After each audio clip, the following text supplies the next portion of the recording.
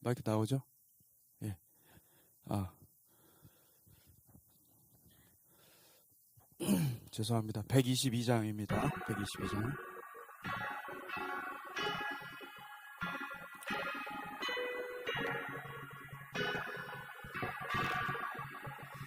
참 반가운 성도여 다 이리 와서 베들레헴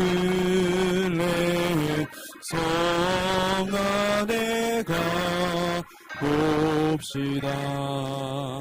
저 구유에 누이신 아기를 보고 엎드려 절하세. 엎드려 절하세. 엎드려 절하세. 구준하셨네. 저 천사요 찬송이 높이 불러서 이 광활한 천지에 울리어라. 주 하나님 앞에는 영광을 돌려 엎드려 절하세. 엎드려 절하세. 엎드려 절하세. 구준하셨네. 이 세상에 주께서 탄생할 때에 참신과 참사람이 되시려고 저 동정녀 몸에서 나시었으니 엎드려 절하세. 엎드려 절하세. 엎드려 절하세. 구준하셨네. 여호와의 말씀이 육신을 입어 날 구원할 구주가 되셨도다.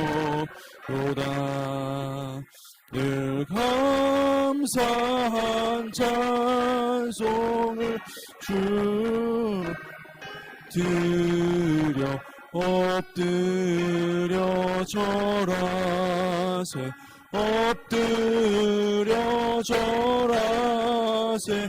엎드려 절하세. 구준하셨네.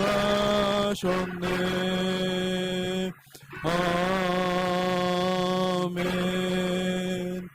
아멘. 함께 기도하겠습니다. 하나님 아버지 감사합니다. 이 아침을 주님 다시 깨우고 하나님 앞에 나아갈 수 있게 하시니 감사합니다. 성령님 오늘 우리 가운데 은혜를 부어주시고 무엇보다도 오직 예수 그리스도 한 분을 사랑하는 복된 성도들 삼아 주시옵소서. 이 아침에 하나님을 찬송합니다. 주님 오늘 하루를 주님과 동행하는 복된 삶이 될 수 있도록 축복하여 주시옵소서. 예수 그리스도의 이름으로 기도했습니다. 아멘. 아멘. 오늘 말씀은 누가복음 말씀입니다. 누가복음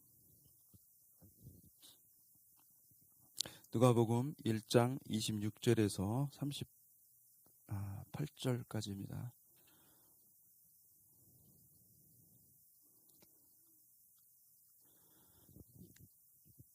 26절에서 38절까지 같이 교독하겠습니다. 여섯째 달에 천사 가브리엘이 하나님의 보내심을 받아 갈릴리 나사렛이란 동네에 가서 다윗의 자손 요셉이라 하는 사람과 약혼한 처녀에게 이르니 그 처녀의 이름은 마리아라. 그에게 들어가 이르되 은혜를 받은 자여 평안할지어다. 주께서 너와 함께 하시도다 하니 처녀가 그 말을 듣고 놀라 이런 인사가 어찌함인가 생각하며 천사가 이르되 마리아여 두려워하지 말라. 내가 하나님께 은혜를 입었느니라. 보라 내가 잉태하여 아들을 낳으리니 그 이름을 예수라 하라. 그가 큰 자가 되고 지극히 높으신 이의 아들이라 일컬어질 것이요 주 하나님께서 그 조상 다윗의 왕위를 그에게 주시리니 영원히 야곱의 집을 왕으로 다스리실 것이요 그 나라가 무궁하리라. 마리아가 천사에게 말하되 나는 남자를 알지 못하니 어찌 이 일이 있으리이까. 천사가 대답하여 이르되 성령이 내게 임하시고 지극히 높으신 이의 능력이 너를 덮으시리니 이러므로 나실 바 거룩한 이는 하나님의 아들이라 일컬어지리라. 보라 내 친족 엘리사벳도 늙어서 아들을 배었느니라. 본래 임신하지 못한다고 알려진 이가 이미 6달이 되었나니 대저 하나님의 모든 말씀은 능하지 못하심이 없느니라. 마리아가 이르되 주의 여종이오니 말씀대로 내게 이루어지이다 하매 천사가 떠나가니라. 아멘. 아멘. 성탄절을 앞두고 말씀 본문이 바뀌었습니다. 요한계시록의 말씀을 하다가 다시 복음서 오늘 본문 누가복음의 예수의 탄생고지 이야기를 묵상하게 되었습니다. 우리가 이제 2024년 마지막 12월 뜻깊은 성탄절이 되기를 축복합니다. 오늘 읽은 이 본문 말씀은 천사 가브리엘이 그 정혼한 마리아에게 나타나서 아들을 주시겠다 그런 뜻밖의 소식을 전하는 내용입니다. 이게 수태고지 이야기가 아주 특별한 것은 처녀가 잉태한다는 생각은 당시나 지금이나 인과율이 지배하는 이 세상에서 있을 수 없다. 그 이야기는 있을 수 없는 이야기다. 그 사람들이 믿을 수가 없는 얘기죠. 믿지 못하는 이야기인데 성경은 그것을 기록하고 있고 또 놀랍게도 구약 성경은 그것을 예언하고 있습니다. 그러니까 이 기독교는 처음부터 사람들의 그 정상적인 이성을 가지고 있는 사람들이 믿기가 참 어려운 것입니다. 왜냐하면 어떻게 결혼도 안 했는데 남자를 알지 못하는 여자가 어떻게 아이를 뵐 수 있냐는 거예요. 예, 맞습니다. 하나님께서 그렇게 예언하셨고 그걸 오래전부터 사실은 구약 성경을 통해서 말씀을 하셨습니다.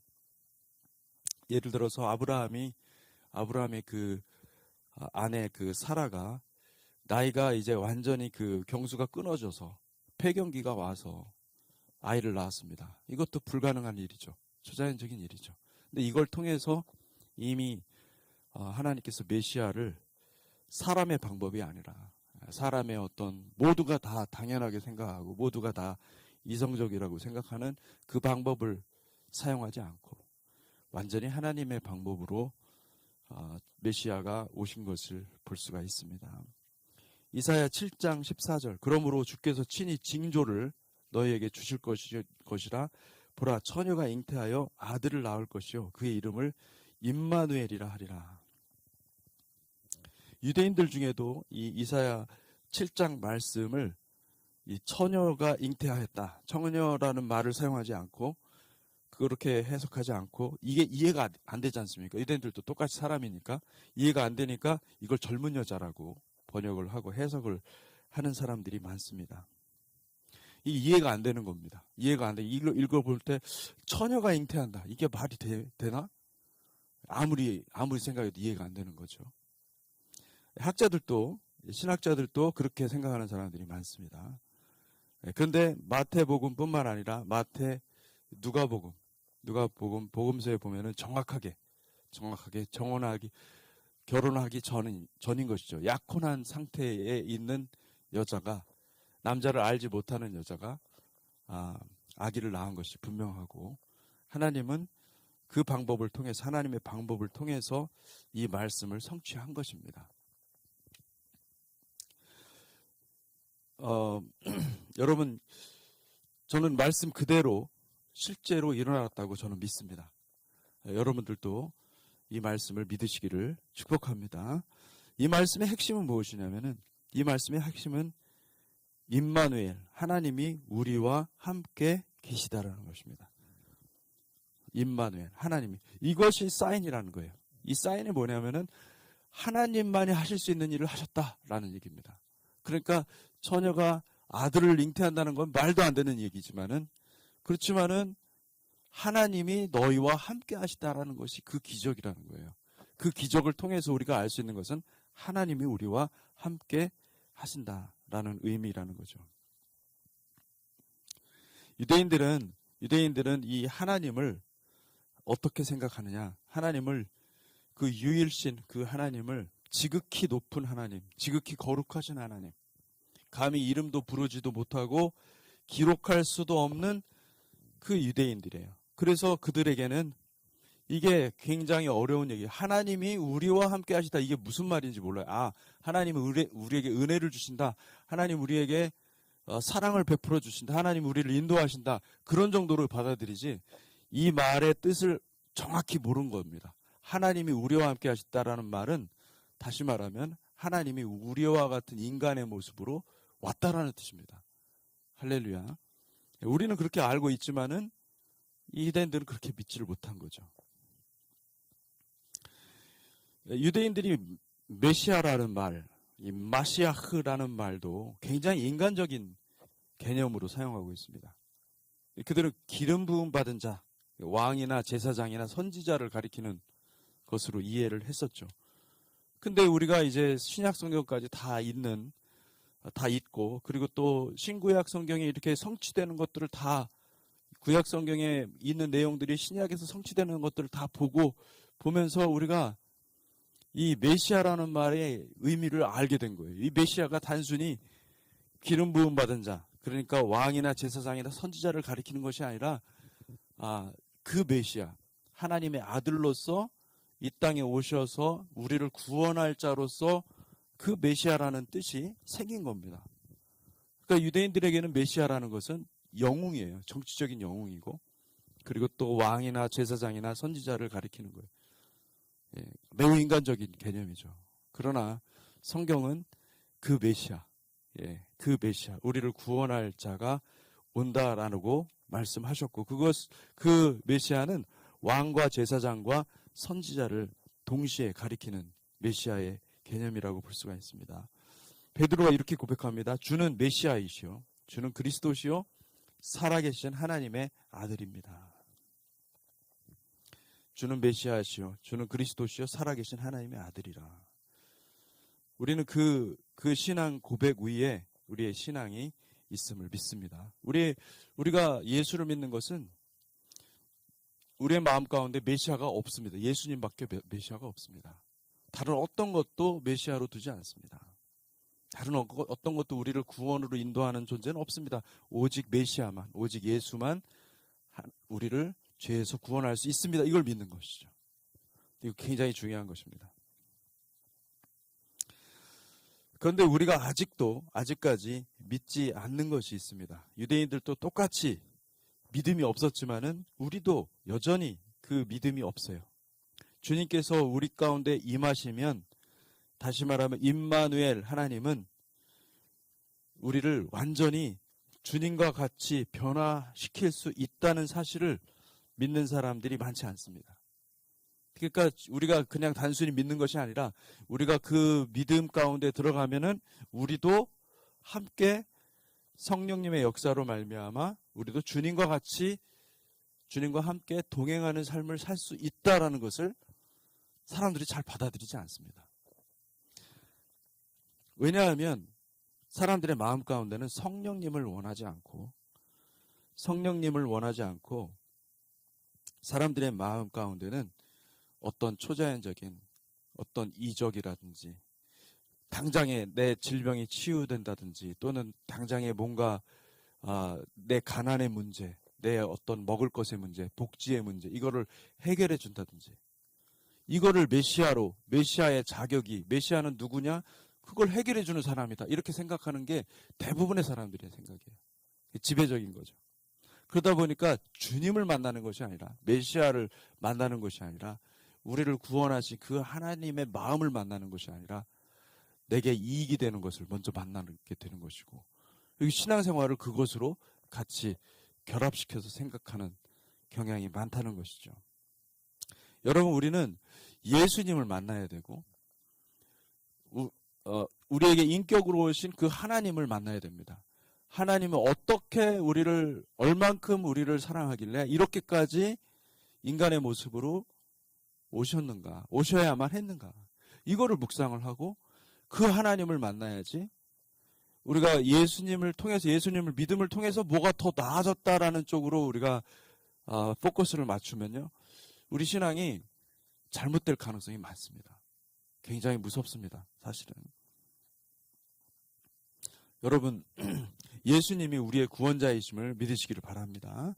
아멘. 우리는 예수를 믿는 것이지 다른 어떤 우리의 어떤 문제를 해결해 줄 수 있는 어떤 영웅을 믿는 게 아닙니다. 우리의 질병을 치유해 줬기 때문에 우리가 예수님을 믿는 게 아니에요. 물론 예수님을 믿게 되는 그 과정 가운데는 그런 과정이 있습니다. 그런데 여러분, 그것을 우리가 믿는 것이 아니라 우리를 구원하신 그 하나님을 믿는 것입니다. 그 사실을 여러분들이 항상 마음에 두시기를 바랍니다. 우리는 이 믿음의 기반을 말씀의 계시 위에 세워야 됩니다. 지속적으로 하나님 앞에 나아가서 주님의 마음에 더 가까워질 수 있다고 한다면, 하나님은 우리의 믿음을 그 아들의 믿음, 메시아의 믿음으로 업그레이드해 주실 것을 믿습니다. 하나님께서 그것을 부어주시죠. 그 믿음을 부어주시죠. 그러니까 우리의 신실함은 우리가 뭔가 애써서 막 더 신실하게, 더 충성스럽게 하려고 하는 그 마음보다도 사실은 여러분, 하나님께서 부어주셔서 신실하게 되는 것입니다. 왜냐하면 하나님이 그 신실하심을, 그 믿음을 부어주십니다. 할렐루야. 사모하는 자에게 부어주시는 줄을 믿으시기 바랍니다. 아멘. 그러니까 여러분, 우리가 이 새벽에 나와서 우리가 기도하고 이러는 그 간절한 마음 굉장히 귀한 거예요. 왜냐하면 그 마음이 이미 부어졌기 때문에, 하나님께서 그 마음이 부어졌기 때문에 우리가 나와서 기도하는 것입니다. 하나님께서 그 마음을 부어주시면은 우리는 기도할 수밖에 없는 거죠. 많은 유대인들이 예수와를 믿지 못했습니다. 그 메시아를 믿지 못했습니다. 믿지 않았습니다. 그들이 예언을 알고 있었어요. 예언의 말씀을 알고 있었어요. 그런데도 불구하고 그들은 믿지 않았어요. 여러분, 이 주석책이 그렇게 많고, 이 말씀에 대한 그 해설서들이 얼마나 많은지 몰라요. 그런데 그 많은 그 주석책들 중에서도 믿음으로 이 글을 쓴 사람들은 많지 않습니다. 안타깝지만은 학문적으로는 뛰어날 수는 있어요. 이렇다 저렇다 막 찾아놓고 뭐 연구를 많이 해가지고 그런 것들을 많이 가지고 있지만은, 풍성한 그런 자료들을 많이 가지고 있지만은 믿음으로 글을 쓰는 사람들은 많지 않습니다. 여러분, 우리는 믿음으로 삶을 만들어가는 사람들이거든요. 그래서 정보는 많지만 아무 무의미한 책들이 얼마나 많은지 몰라요. 심지어 신학책들 가운데는 하나님을 부정합니다. 예수님을 부정하고 그러는 목사님들도 많고, 그렇다는 것을 여러분들이 아마 책 보면서 놀랄 거예요. 저는 신학교 시절에서 그런 경험들을 많이 했어요. 어떻게 이렇게 신학책을 이렇게 쓴 사람들이 다 하나같이 그냥 하나님을 부정하고 하나님을 믿지 않고 자기 마음대로 글을 쓰는지. 여러분, 예수 그리스도가 하나님이심을 믿으시기를 축복합니다. 아멘. 믿음은 이 마지막 때에 우리에게 정말 요구하시는 하나님의 믿음은 네 가지가 필요합니다. 지속성이 있어야 됩니다. 지속성. 끝까지 믿어야 됩니다. 끝까지. 그리고 일관됨, 초지일관. 처음의 뜻이, 처음의 믿음이 끝까지 가야 됩니다. 그 첫사랑으로 향하고자 하는 처음의 그 믿음, 내가 주님을 만났던 그 믿음을 회복하고자 하는 그런 간절한 열망이 있어야 됩니다. 그 다음에 세 번째가 신실함입니다. 신실함. 신실하면 뭡니까? 신실함. 비가 오나 눈이 오나 여러 가지 어떤 환란을 경험하고 뭐 어떤 도전이 있다 하더라도 내가 그 믿음을 지키기 위해서 끊임없이 자기를 쳐서 복종시키면서 가는 거예요. 물론 못 올 때도 있고 넘어질 때도 있고 또 우리가 좌절할 때도 있습니다. 그런데 그럼에도 불구하고 일어나는 겁니다. 일어나고 그 신실함은요, 우리가 어떤 뭐 100점 만점에서 80점, 70점 이렇게 점수를 매길 수 있는 게 아니라 그 동기, 그 마음을 하나님께서 부어주시거든요. 그걸 끝까지 지키는 자들. 신실함. 인내가 있어야 됩니다. 네 번째는 인내. 인내는 뭐냐면, 인내는요, 어떠한 환란이 와도요, 붙잡고 지키는 것입니다. 끝까지. 믿음이 있으면 이것을 만들어내고, 이것을 만든다고 해서 내가 이것을 흉내낸다고 해서 믿음이 생기는 건 아닙니다. 믿음이 있으면 이것이 만들어지는 거죠. 할렐루야. 여러분, 이게 굉장히 중요하고 이 마지막 때에 이 진정한 믿음을 만들어내시는 믿음이 있는 저와 여러분들이 되시기를 축복합니다. 이런 것들이 결여된 믿음은 성경에서는 죽은 믿음이다. 죽은 믿음이다. 우리가 씨앗을 뿌렸는데, 농부가 씨앗을 뿌렸는데 어떤 씨앗은 그 자체에 생명력이 있었던 거죠. 그래서 그가 이 땅에 떨어져 가지고 그 씨앗이 이 생명을 낳죠. 발화하고 그리고 자라나죠. 그거는 그 안에 무엇이 있다는 겁니까? 생명이 있다는 거예요. 근데 어떤 씨앗은 죽었다면은 안 나오는 거예요. 지속성, 일관됨, 신실함, 믿음, 인내 이런 것들이 안 나오는 거예요. 그건 뭡니까? 그건 믿음이 그 자체로 죽은 것이죠. 여러분, 그 죽은 믿음은 하나님의 응답을 받을 수 없고 이 마지막 때 정말로 주님께서 보시고자 하는, 주님께서 확인하고자 하는 것은 무엇이냐면 예수의 생명력인 거예요. 하나님은 예수를 심은 거예요. 우리의 영혼에 예수의 씨앗을 심은 겁니다. 그러면 진짜는 뭡니까? 진짜는 그 씨앗에서 반드시 예수를 심었으니 예수의 성품, 예수의 그 마음, 예수의 그 본질적인 그 특성이 당연히 그 열매로 나타나야 되는 것이죠. 할렐루야. 아멘. 그래서 이 마지막 때 하나님께서 우리 성도들에게 여러 가지 것들을 확인하실 것입니다. 여러분, 눈에 보이는 것에 좌지우지할 것이 아니라 말씀을 붙들고 끝까지 인내로 믿음을 완성하는 거룩한 성도가 되시기를 축복합니다.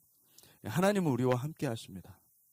저는 우리 주님의 공동체 교회를 하나님께서 너무너무 사랑하신다고 믿습니다.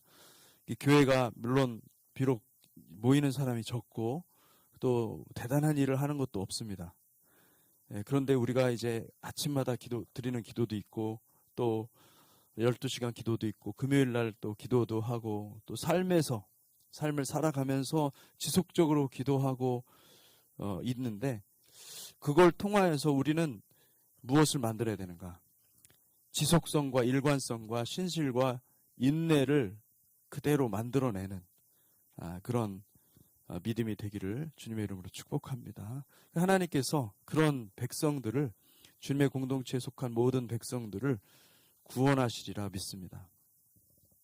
여러분, 우리 교회가 참 다른 어떤 교회보다도 저는 겸손한 교회가 됐으면 좋겠습니다. 하나님의 말씀 앞에서 순종할 줄 아는 교회, 그리고 겸손히 주의 뜻을 구하며 엎드려서 기도하는 그런 겸손한 자들이 될 수 있도록 주님 축복해 주시옵소서. 이것이 우리의 기도가 되기를 바랍니다. 그래서 우리가 일곱 교회 중에서 주님께서 정말 칭찬하신 교회가 있거든요. 교회라고 다 하나님께서 칭찬하시는 것이 아니라 여러분, 준비된 교회, 이 빌라델비아 교회, 서머나 교회와 빌라델비아 교회가 두 교회가 주님의 칭찬을 받았어요. 빌라델비아 교회 같은 경우는 주님께서 극찬하셨습니다. 얼마나 기뻐하셨는지 빌라델비아 교회의 사자에게 편지하라. 거룩하고 진실하사 다윗의 열쇠를 가지시니 곧 열면 닫을 사람이 없고 닫으면 열 사람이 없는 그가 이르시되 볼지어다 내가 내 앞에 열린 문을 두었으되 능히 닫을 사람이 없으리라. 내가 내 행위를 아노니 내가 작은 능력을 가지고서도 내 말을 지키며 내 이름을 배반하지 아니하였도다. 이 교회는, 이 빌라델비아 교회는요, 믿음이 있었던 것입니다. 어떤 믿음입니까? 능력은 별로 없어요. 능력은 그다지 하나님께서 주신 능력도 별로 없고 가지고 있는 것도 별로 없어요. 그런데 그 말씀 붙들고 지키고 배반하지 않았어요. 주님의 이름을 배반하지 않았어요. 그것이 가장 큰 축복이었던 거예요. 내가 주님의 이름을 배반하지 않는다. 충성을 다한다. 여러분 그걸 한번 마음속에 한번 질문을 하시는 거예요. 한번 던져보세요. 내가 주님의 이름을 배반하지 않는다. 무엇을 내가 혹시 배반한 것은 없는가? 내가 주님께 배반하지 않은 것은 없는가? 여러분 충성을 다하시기를 주님의 이름으로 축복합니다. 충성을 다하는 거룩한 백성들이 되시기를 축복합니다. 우리 같이 기도하겠습니다. 하나님 아버지 감사합니다. 우리를 사랑하시고 우리 가운데 함께 하신 은혜를 감사합니다. 주님, 우리가 끝까지 이 처음의 신앙을, 처음의 믿음을 끝까지 지키는 백성 되게 하시고, 아버지 하나님 무엇보다도 첫사랑을 회복하고 하나님을 향한 간절한 열망과 그 사랑에 집중할 수 있도록 하나님 축복하여 주시고, 우리 모두가 예수 믿음으로, 예수 신앙으로 하나 되는 거룩한 백성 삼아 주시옵소서. 아버지 하나님, 그리하여서 이 마지막 때에 우리가 큰 환난도 오고 여러 가지 어려움들이 많이 오겠지만은 하나님, 우리가 믿음으로 승리하는 백성 되게 하시고, 아버지 믿음으로 우리의 영혼이 완전히 회복되는, 그래서 마지막 때에 주님께서 칭찬하시는 이 빌라델비아 교회와 같이 주님의 칭찬을 받는 거룩한 공동체가 될 수 있도록 주여 축복하여 주시옵소서. 오늘도 신실하신 하나님께서 우리 가운데 오셔서 하나님 우리의 간구와 우리의 기도의 제목을 들어 응답하시는 줄 믿습니다. 하나님 간절히 사모하는 우리 성도님들의 기도를 주께서 들으시고 하나님 한 사람 한 사람 모두에게 응답하여 주시고 함께하여 주시옵소서. 아버지 하나님 감사합니다. 예수 그리스도 이름으로 기도했습니다. 아멘.